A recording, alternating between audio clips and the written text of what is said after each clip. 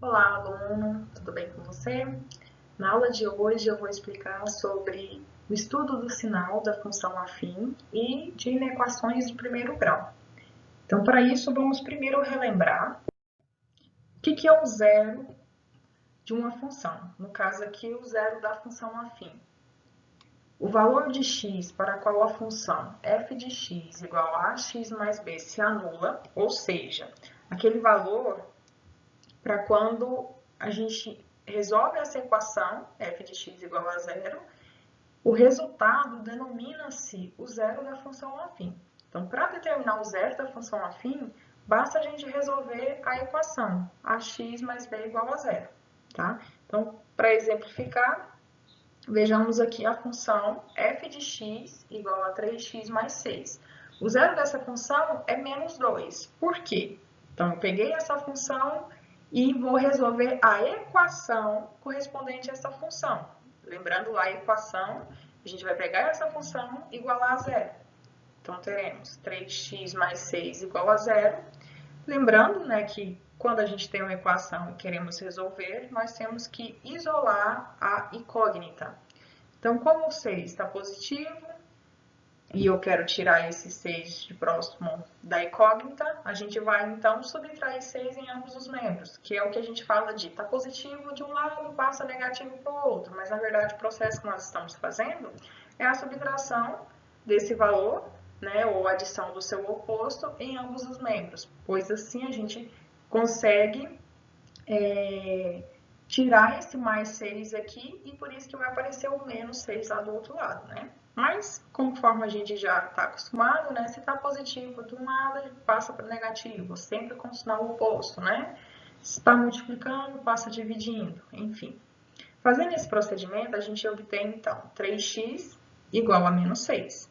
Como a gente ainda tem esse 3 multiplicando a incógnita e está multiplicando, o inverso da multiplicação é a divisão. Então, fazendo esse mesmo processo, que seria dividindo por 3 em ambos os membros da equação, a gente tem, então, esse 3 dividido por 3 aqui fica 1, por isso que a gente consegue ficar só com x, e fica menos 6 dividido por 3. Então, recapitulando, o inverso da multiplicação, divisão. Por isso que a gente ficou com essa divisão aqui. E nesse caso, a gente pode fazer a simplificação, resolver essa divisão. Menos 6 dividido por 3 vai ficar menos 2. Pronto, isolamos a incógnita. Então, descobrimos que o valor de x, quando aquela equação, quando aquela função é igualada a zero, é menos 2. Portanto, esse é o zero da função. Tá? Então, só relembrando, o zero da função sempre vai ser aquele valor para x quando a gente pega a função e iguala a zero. Tá? Então, por isso, o zero da função. Ou, a gente pode falar também a raiz da função. Vamos interpretar isso geometricamente. Então, observando no gráfico, nós temos aqui, né, o plano cartesiano, o eixo x, que é o eixo das abscissas, o eixo y, que é o eixo das ordenadas. Então, nós temos o seguinte, né? O gráfico dessa função, que é a função 3x mais 6, ele vai interceptar o eixo das abscissas quando o meu f de x é igual a zero, ou seja, quando a gente acabou de encontrar o zero da função.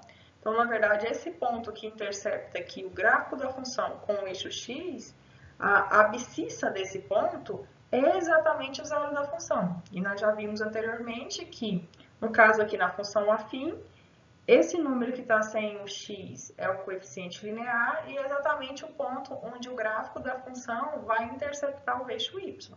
Então, nós temos aqui, né, essa representação geométrica e essa abscissa desse ponto, cuja ordenada é o zero, essa abscissa é exatamente o zero dessa função. Então, essa é a representação geométrica, né?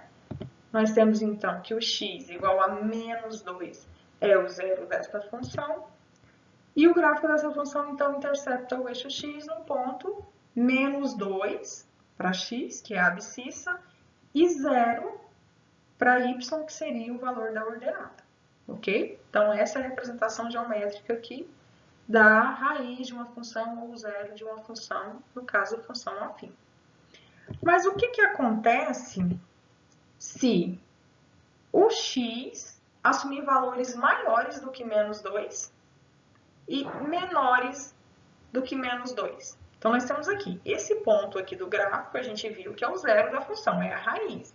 O que acontece quando o x assume valores maiores? Olha, o gráfico aqui continua numa crescente. Então, aqui ó, vai assumir valores positivos. Quando o x é menor que menos 2, o gráfico aqui ó, ele está indo para a parte negativa, vai assumindo valores negativos aqui. Então, quando a gente faz esse processo que é, eu sei o zero da função, ou seja, quando a gente pegou a função igual a zero e achou o valor de x, que é exatamente o menos 2. E, a partir desse zero da função, a gente vai ter, então, aonde essa função vai ser positiva, ou seja, assumir valores positivos, que a gente viu aqui que vai ser quando ele for maior que menos 2, e aonde essa função vai assumir valores negativos, ou seja, menores do que esse zero da função, que é o menos 2. Quando a gente estuda essas variações, na verdade, a gente está estudando o sinal da função afim. Então, toda vez que a gente falar, vamos estudar a variação do sinal da função afim, nada mais é do que encontrar quando essa função vai ser igual a zero, quando ela vai ser maior do que zero e quando ela vai ser menor do que zero. Então, quando nós estudamos essas três possibilidades, nós estamos estudando a variação do sinal da função afim. Tá? No caso aqui da função afim, mas é a mesma ideia para qualquer função, né? Estudando essas três variações. Então, nós temos aqui, vamos verificar, né, esse estudo desse sinal, e vocês vão ver que equivalentemente a gente está estudando, está resolvendo inequações de primeiro grau, porque quando a gente quer saber se a função é maior ou menor do que zero, a gente vai ter que recair, então, uma inequação de primeiro grau. Por isso que a gente coloca, né, o estudo do sinal da função afim e de inequações de primeiro grau. Vamos ver essa situação problema, então, para aplicar esse conceito que a gente acabou de aprender. Um comerciante gastou R$300 na compra de um lote de maçãs. Como cada maçã será vendida a R$2, ele deseja saber quantas maçãs devem ser vendidas para que haja lucro no fim da venda. Então, ó, interpretando essas informações aqui, a gente já sabe que tem uma incógnita, uma variação, que é o quê? O número de maçãs que vai ser vendida. E a gente sabe que esse número de maçã, a cada maçã vendida, ele vai obter R$2. Então, é importante a gente saber essas informações do que está variando para entender qual que é a lei de formação dessa função. E a gente sabe também que esse comerciante gastou R$300. Então, né, o que ele investiu ali foi os R$300 para que ele pudesse fazer a venda dessas maçãs. Então, se ele quer saber o lucro, né, vamos lembrar que o lucro é o valor da receita, então aquilo que vai ser vendido, menos o valor da despesa que ele gastou. Então, a gente pode colocar isso aqui, vamos pegar uma caneta aqui para poder escrever. Essa função, ela pode ser representada, então, né, a lei de formação dessa função, como sendo 2 vezes x, ou seja, R$2 e x, representando a quantidade de maçãs que vai ser vendida, menos 300. Por que menos? Porque essa é a função lucro. Se a função lucro é a receita, que é 2 vezes x, menos a despesa, que é o R$300 aqui, que são os R$300, tá? Então, essa é a função que representa, né, o gasto aqui desse comerciante, a função lucro, na verdade, né, que esse comerciante vai obter com a venda das maçãs. E daí, como ele quer saber o lucro, ele quer saber, então, quando que essa função vai ser positiva. Então, olha, quando vem a ideia do positivo, a gente já sabe que tem que ser maior do que zero. Então, olha, antes de fazer essa análise específica só do positivo, vamos pensar aqui, utilizar esse problema para estudar a variação do sinal. Como eu acabei de falar para vocês, a variação a gente vai considerar quando é igual a zero, quando é maior que zero e quando é menor que zero. Então, olha, pegando essa função e igualando ela a zero. Então, nós vamos ter uma equação, que na verdade a gente vai descobrir aqui, por isso que nós relembramos o zero da função. Quando nós fazemos isso, na verdade, a gente vai descobrir quem é o zero dessa função aqui. Então, resolvendo essa equação, nós vamos ter 2x positivo, vai para lá negativo, né? Tem aquela explicação que eu falei para vocês do porquê que isso acontece. Então, nós vamos ter aqui, e para isolar esse x, o inverso da multiplicação é a divisão. Então, vai ficar 300 dividido por 2, x é igual a 150. Ou seja, o zero dessa função é 150. E aí, nós temos, para analisar, a gente vai utilizar um dispositivo prático. O que seria esse dispositivo prático? Primeira coisa, vamos verificar se essa função é uma função crescente ou decrescente. Vamos lembrar que a gente vai olhar para o valor do a, da função afim. Lembrando que a função afim é ax mais b. Se o a é maior que zero, é uma função crescente. Se é menor do que zero, decrescente. Nesse caso, então, olha, o a é igual a 2. Logo, essa função vai ser crescente. Se ela é crescente, vamos fazer a seguinte representação no dispositivo prático. A gente vai marcar aqui o zero dessa função, que nós descobrimos aqui que é 150. Então, está aqui marcado zero. Como ela é crescente, o gráfico, então, vai passar por esse ponto no sentido crescente, tá? E aí, a gente já tem esse dispositivo prático para analisar. Ou seja, essa parte que está acima é a parte crescente. Então, vamos colocar mais positivo, indicando que ela está crescente aqui a partir do valor 150, que é o zero da função. Aqui, a parte para baixo, ela está decrescendo. Então, aqui nós vamos ter o menos. Então, tem a parte onde ela decresce, a parte onde ela cresce. E esse diagrama aqui, a gente vai chamar ele, então, de dispositivo prático, que é quando a gente vai fazer a análise da variação do sinal dessa função. Então, aonde ela é zero, aonde ela é maior do que zero e aonde ela é menor do que zero, tá? Então, quando a gente for analisar a variação, é isso que a gente vai considerar.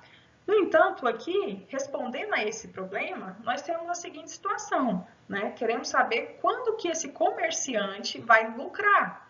Então, se ele vai lucrar, eu quero saber quando que essa função, então, quando que a f de x dada ali vai ser maior do que zero.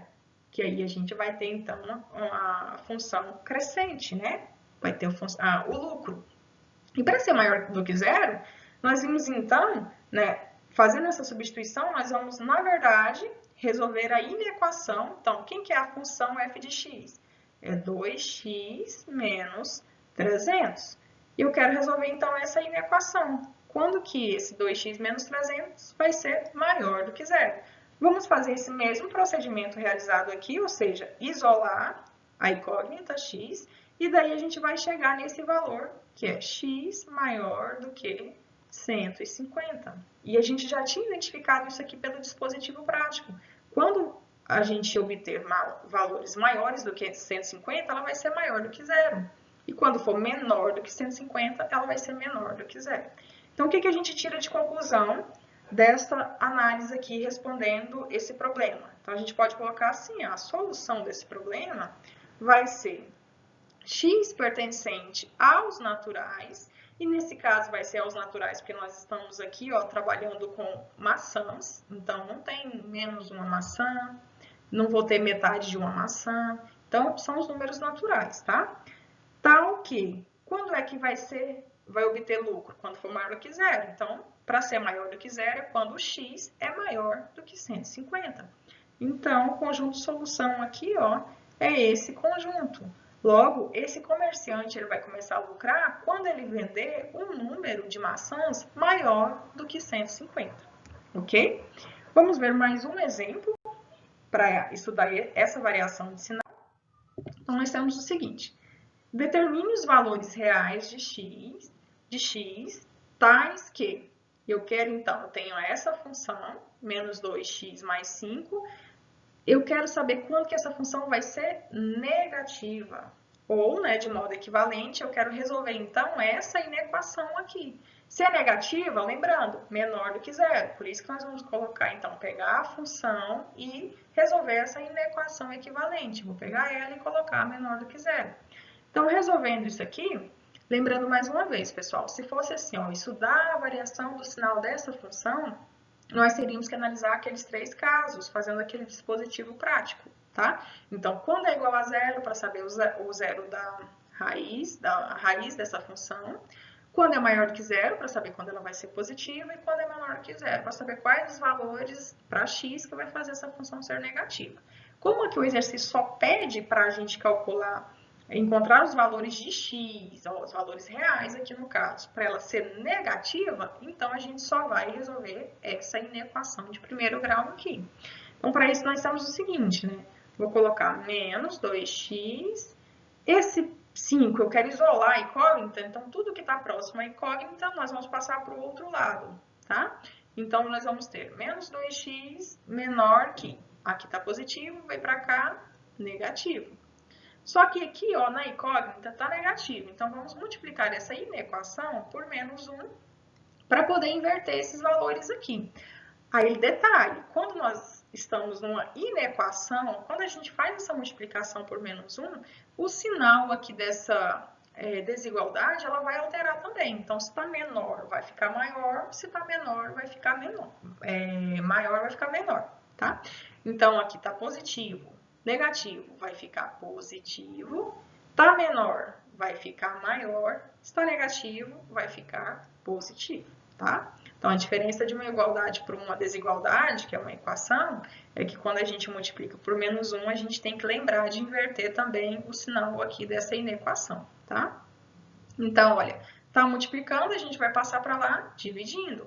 Então, vai ficar x maior que 5 dividido por 2. Então, posso deixar em fração ou posso colocar na forma decimal. Vamos deixar aqui esse valor em fração. Então, olha, respondendo aqui o estudo dessa função, quais seriam os valores de x para que essa função seja negativa, então, x tem que ser maior que 5 sobre 2. Então, esse seria o conjunto solução aqui, ó.